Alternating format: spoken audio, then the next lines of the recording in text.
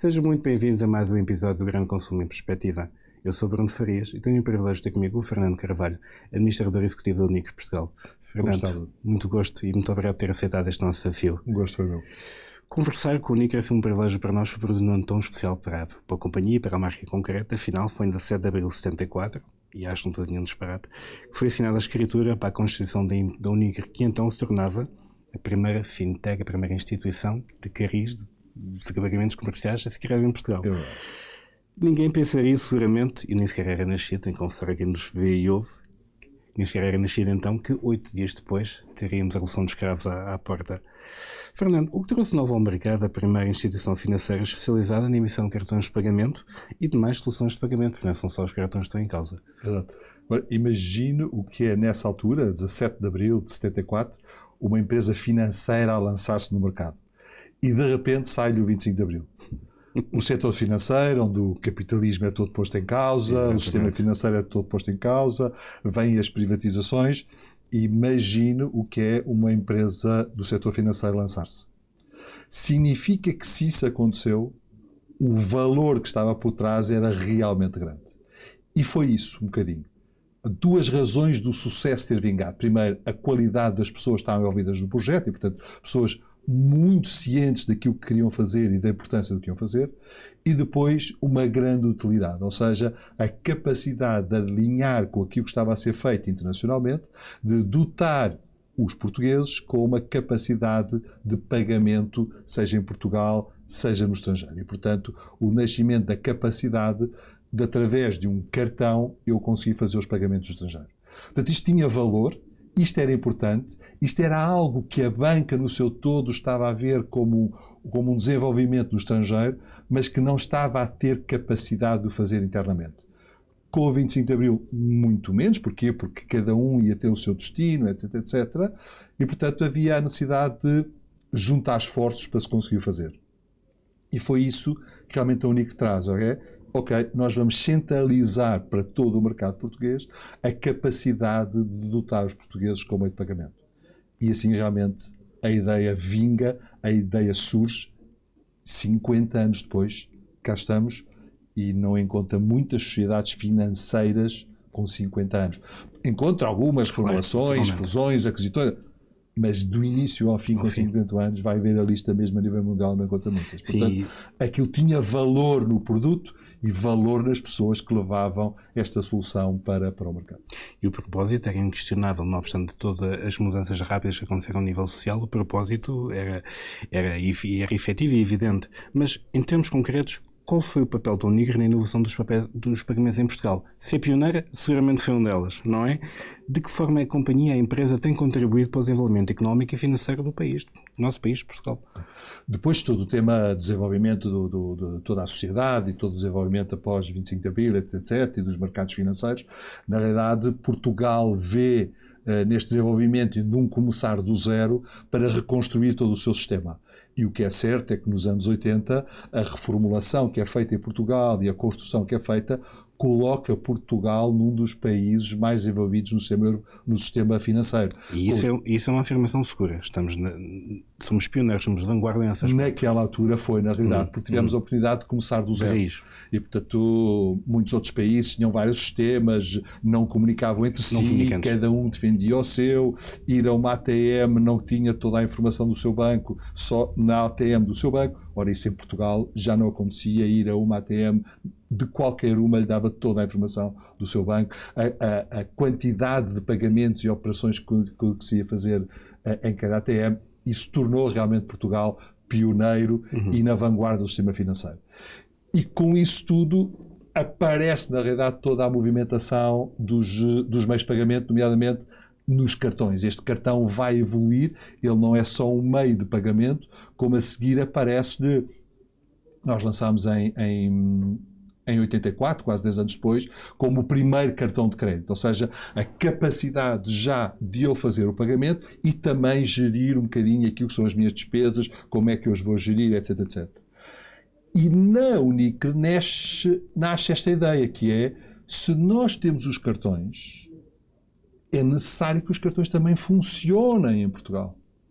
E, portanto, é lógico que eu passo de um cartão para a gestão dos pagamentos e os pagamentos. Uma consequência natural do negócio. E assim nasce em 86 a primeira, digamos assim, forma de pagamento e de aceitação do pagamento, ou seja, o nome simpático de acquiring, negocismo, mas de aceitação dos pagamentos nasce em 86. E começa, não sei se já no seu tempo, não se recorda, Bruno, o passar a ferro, como nós chamávamos, uns talõezinhos para confirmar o pagamento. Um químico, não era por cima do cartão, nem para ter-se comprovativo. E começa dessa forma. Portanto, começa a Unicre a ter estes dois, digamos assim, negócios, a parte do cartão Unibanco, e a parte da aceitação dos meios de pagamento. Isso, mais uma vez, foi disruptivo no seu tempo. Estou a querer.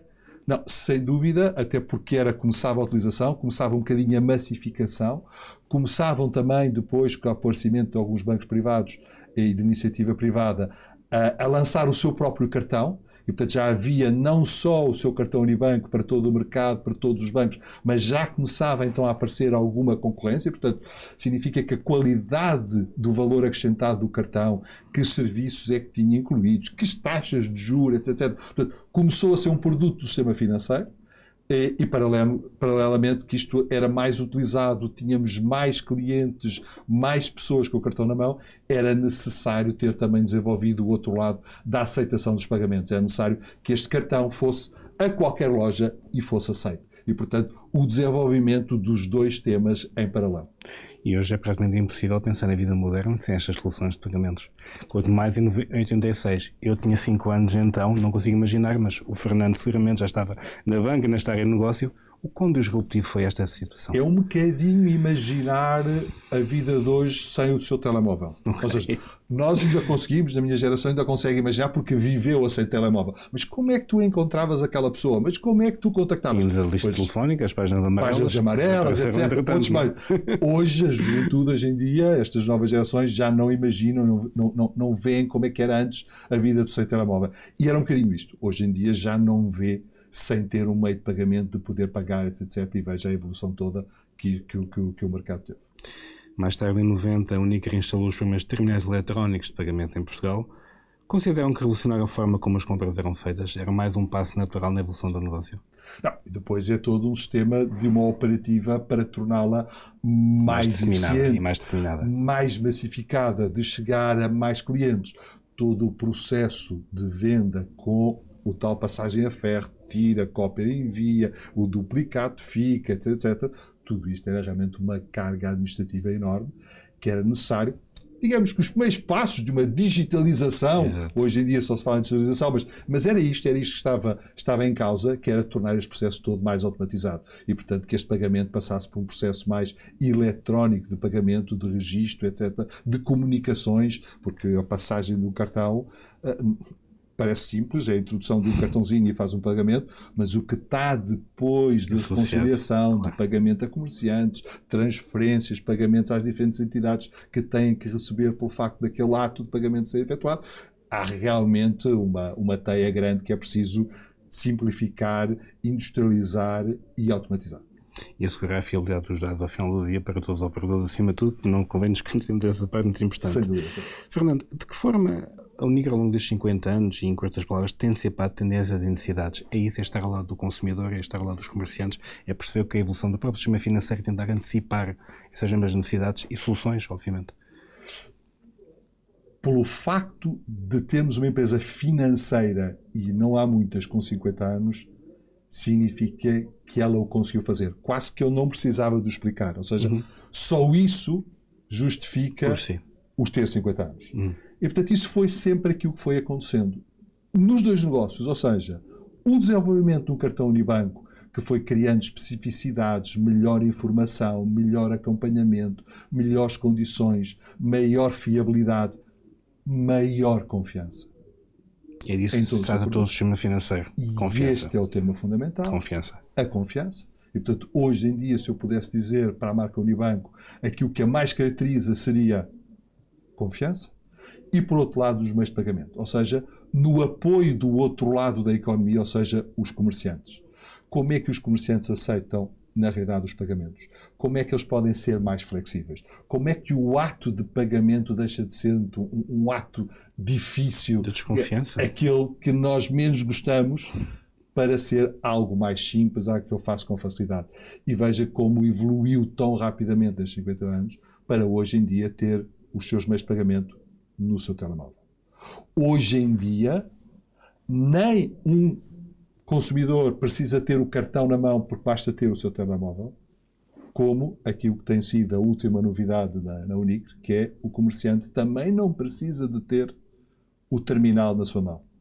O comerciante hoje já tem o sistema de pagamentos no seu telemóvel. O Bruno, se quiser ter um sistema de pagamentos e receber, pode tê-lo no seu telemóvel. E, portanto, hoje está telemóvel com telemóvel e todo o sistema funciona de pagamentos. Portanto, é esta evolução, foi sendo à medida da evolução do tempo que fomos conseguindo evoluir e dar melhores condições aos comerciantes, de forma que eles fossem também evoluindo e todo um processo hoje seja muito mais fácil, mais robusto e mais uma vez também de mais confiança para o comerciante. Em 50 anos a companhia tem sido um observador privilegiado da evolução do consumo e do comércio em Portugal.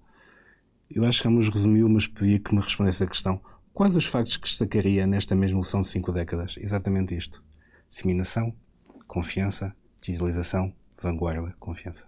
Uma vez mais. Sem dúvida. Eu só acrescentaria qual? Não, só numa coisa. Não fomos observadores. Okay. Fomos agentes de mudança. Ou seja, uma fase de observação, sim, da evolução do mercado, do que se faz lá fora, do que é aquilo que são as necessidades do mercado, mas sermos esse fator de mudança. E veja como, embora concentrado neste tema da aceitação de pagamentos, hoje introduzimos já no mercado, 50 anos depois, um modelo diferente de pagamento, que é o nosso parcela já com a Unicre. Hoje em dia o tema já não é a aceitação de pagamento, mas é a capacidade, a forma como o cliente depois vai pagar. E que eu conseguir fazer o parcelamento da minha compra e poder pagar entre 2 a 6 vezes no ato da compra, ao balcão, no mesmo terminal, isto é realmente já um bocadinho revolucionário. Isto já não é de quem se limita a observar, isto já é de quem realmente tem alguma conotação de agente de mudança. E esta transformação está a ser feita lá fora, esta transformação começa já a ser feita em Portugal e, portanto, com estes novos produtos é realmente como nós nos vamos posicionando e fazemos para ficarmos cá mais 50 anos. E é um papel que vos aceita bem? Aceitam bem essa missão de ser agentes de mudança? Afinal, enquanto país, eu creio que estamos na vanguarda destes sistemas. Isto é uma percepção muito minha, Fernando. O Fernando tem outra perspectiva, seguramente. Se compararmos com alguns países da Europa, Espanha, França, Itália, nitidamente, vamos à frente.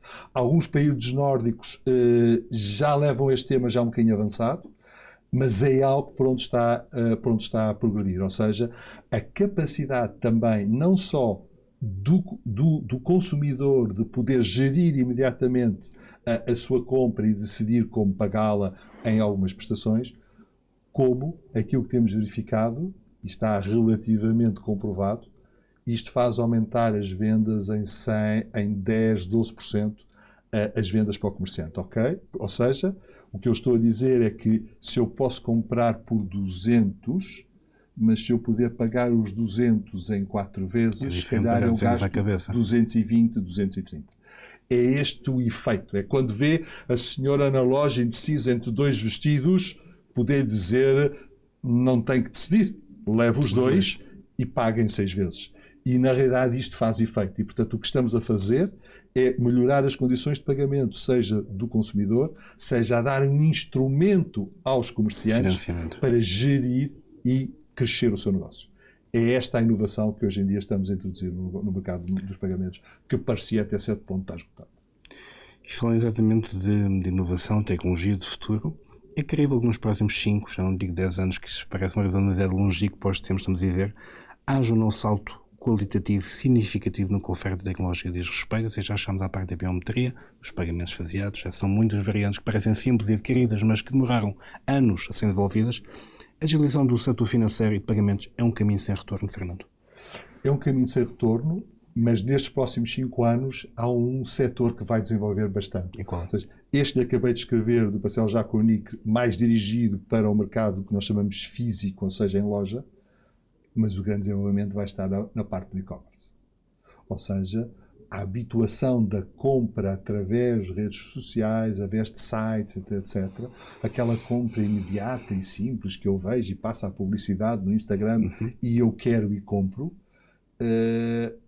O construir o seu site onde tem o seu marketplace, vários produtos, eu escolho este, aquele e quatro, constituo o meu carrinho. E na fase final vem a parte dolorosa, que sempre chamamos a dolorosa, que é pagar. Claro.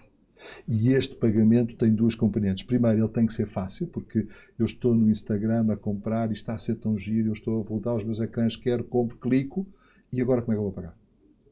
Grande confusão, tem, não tem, como é que se vai fazer? Isto tem que ser uma transação muito simples. E nós temos que a tornar muito simples para que ela seja repetitiva e, essencialmente, e também natural, de fluida, confiança. acima de tudo. Exatamente. E, portanto, toda a parte, seja desde um produto simples, chave na mão, para um pagamento à distância, para aquele comerciante que diz não se preocupe, leva agora, não tenho dinheiro, eu mando um link, o senhor paga-me por WhatsApp. Paga por WhatsApp, sim, manda um link, carrega, vai dar um link, paga por WhatsApp.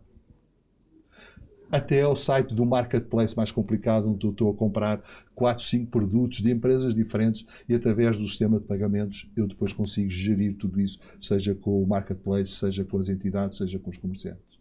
Portanto, temos que evoluir muito. Há aqui, aí sim, muita tecnologia a meter, muita simplificação de processos e muita automatização para que realmente este negócio eletrónico possa evoluir e onde há espaço para ele crescer bastante. Ou seja, investimentos pesados, isso não dá a falar.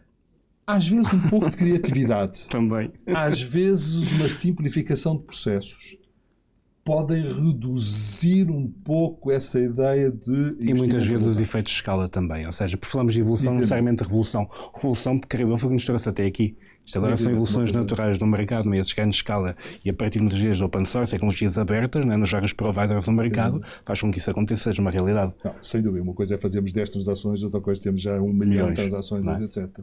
E hoje em dia vê os grandes grupos a trabalhar sobre o tema e a investirem muito na sua plataforma de e-commerce. E, portanto, aí há um grande espaço para evoluir. E nós na Unicre temos construído essas soluções, desde a pequenina chave na mão para fazer um pagamento por WhatsApp, até à construção de marketplaces, passando por todas as situações, sites para hotelaria, sites para comércio, mas isso faz com que a companhia tenha um papel também diferente, mas unificador neste caso. E se falamos é de linguagens comuns ao desenvolvimento do negócio financeiro? Sem dúvida, sem dúvida. E permitindo que dessa forma o tema dos pagamentos esteja relacionado com o crescimento de negócio para os próprios comerciantes, ou seja, ser mais uma alavanca para o crescimento do negócio. Que papel poderá vir a desempenhar a famosa inteligência artificial no futuro dos pagamentos? Virá daqui uma nova revolução na indústria de pagamentos, ou a revolução será contida, porque muitas coisas já são aplicadas ao dia de hoje, ainda não sejam tangíveis e perceptíveis para o consumidor final? Pois, a inteligência artificial veio para ficar, não é? Ou seja, já cá está e dela já não saímos. Hoje em dia já não há intervenção nenhuma que não se fale de inteligência artificial. Nós já utilizamos a inteligência artificial mais na predição de crédito e na valorização da capacidade de crédito. Ou seja, nessa avaliação, na análise de cliente, etc. Ela vai ajudar muito para encontrarmos soluções personalizadas para cada cliente. Hoje em dia, digamos assim, estamos na era da hiperpersonalização e, portanto, a capacidade... Que era a minha pergunta seguinte, mas por favor. Mas para encontrarmos soluções bem personalizadas para este cliente e facilmente conseguimos diferenciá-la, seja nas características daquele cliente e das necessidades daquele cliente, seja na construção de pricing para aquele cliente, como é óbvio. Tudo isso subjacente a uma análise de crédito em real time. Em real time, seja para isso, e portanto podemos, a capacidade de resposta hoje em dia ao cliente, por exemplo, no Parcela Já com a Unicre, a análise de risco é feita automaticamente e online, e portanto a avaliação toda que é feita, e a operação demora 20 segundos a fazer, e portanto ela é feita toda automaticamente. E aí sim, a inteligência artificial vai ajudar muito. Toda esta inteligência artificial associada com machine learning, tudo isso vai realmente criar condições para respostas mais rápidas, soluções mais adequadas aos clientes e, na realidade, o cliente sentir-se mais satisfeito porque vai ter realmente ofertas mais ajustadas àquilo que realmente... A sua realidade consumista, exatamente. E, portanto, podemos considerar que é de um crescente nível de personalização que falamos quando falamos do futuro deste setor. Não é? Hiperpersonalização foi mesmo a sua palavra. Mas também traz desafios, Fernando, esse mesmo futuro. Quais poderão ser eles? O grande desafio na parte da área de pagamentos é outro setor do desenvolvimento que nós temos e que vai crescer também bastante.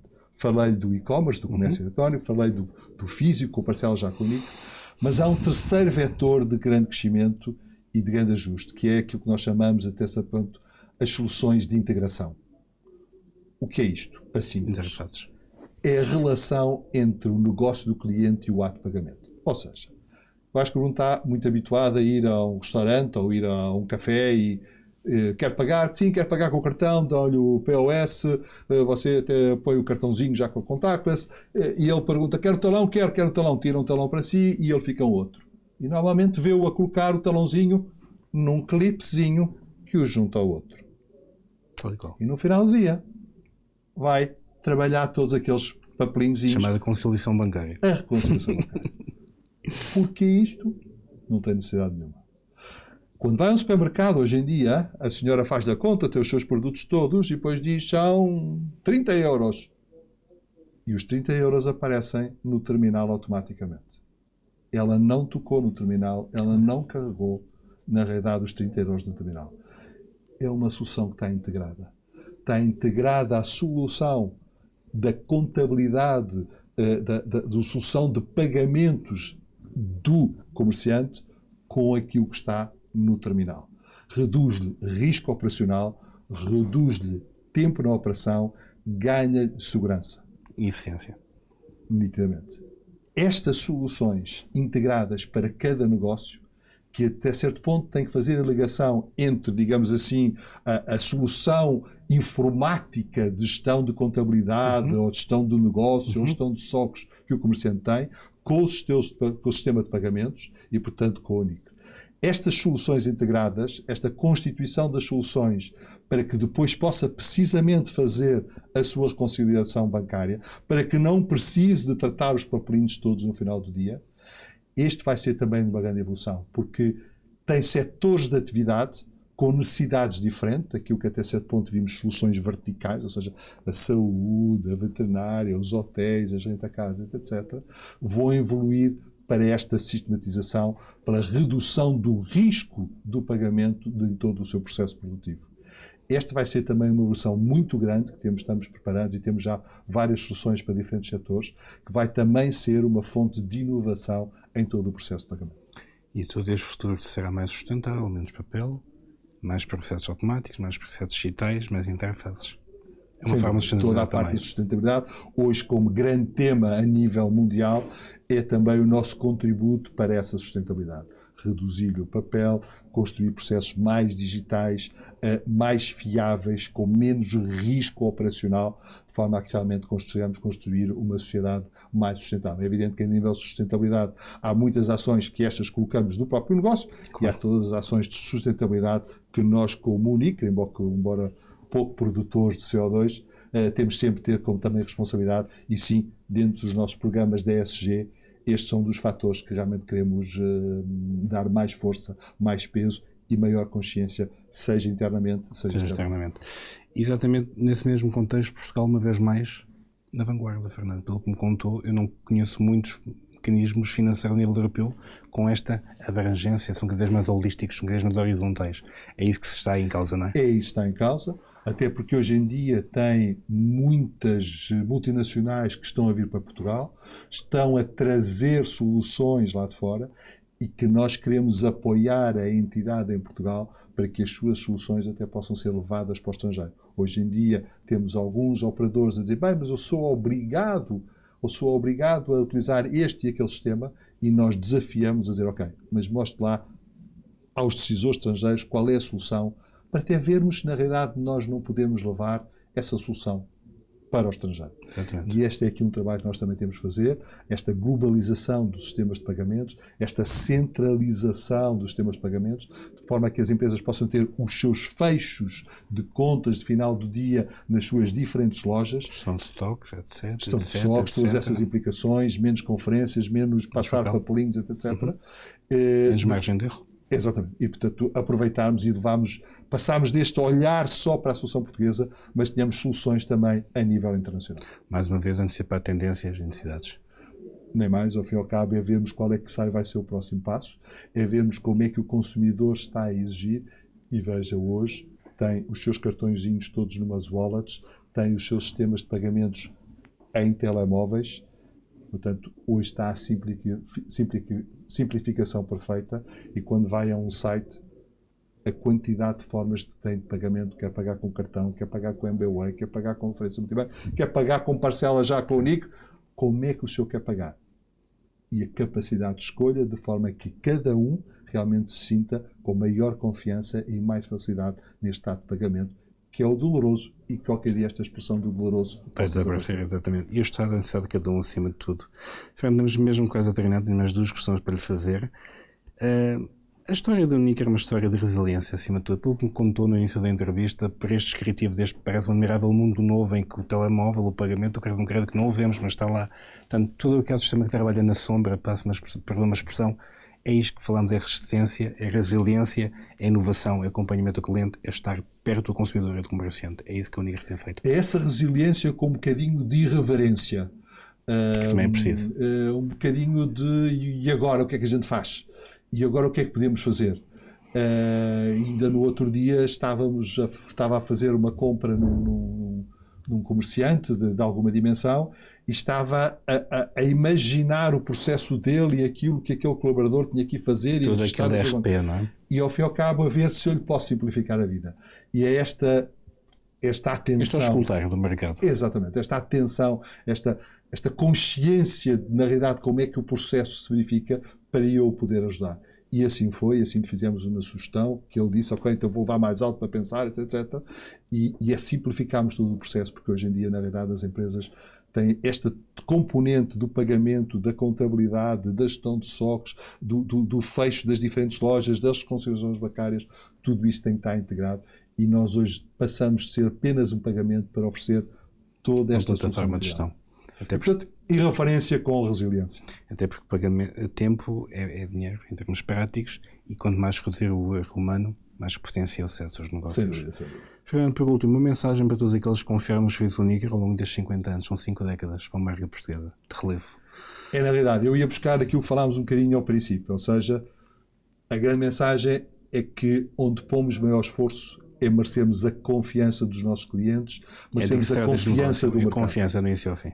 É essa a parte mais importante. Seja na parte de cartões, a confiança de que eu posso utilizar o cartão, da fiabilidade e de que eles me protegem nos pagamentos que aqui vem falar, e hoje em dia, como sabe, há muita tentativa de fraude, etc. Todos hoje recebemos SMS, e-mails, etc. São tentativas de fraude. Chamadas até, hoje em dia já há muita moda, chamadas até, e temos de ter a consciência de que tudo isso não constitui a fraude. A fraude constitui porque eu dei qualquer coisa. Nós autorizamos. Estava em nós. Portanto, a proteção e o apoio que eu dou aos meus clientes para que isso não aconteça, é essa a grande parte da confiança. E, por outro lado, também, na parte da aceitação dos pagamentos, a confiança da facilidade, da oferta de diferentes modalidades de pagamento, e eu estar confiante, na realidade isso corre bem, está na minha conta, posso fazer as compras estão feitas, posso depois fazer a devolução. É um incentivo ao consumo, acima de tudo. Sem dúvida. Portanto, eu diria que reforçava essa forma simples, que é, a grande mensagem é, queremos continuar a merecer a confiança do mercado e dos nossos clientes. Fernando, muito obrigado pelo seu tempo, pelas suas palavras. Para mim foi um gosto conversar consigo e conhecer um pouco mais da história desta marca, que faz 50 anos este ano. Haveria muito mais a contar, passámos assim por alto de todas as soluções, falámos em pormenor, acho que íamos descobrir mais coisas, mas foi muito gosto, muitíssimo obrigado e pela sua simpatia. Muito obrigado pelas suas palavras, Fernando, e assim que estiver a esse lado, nós vamos ouvir-nos em breve. Muito obrigado.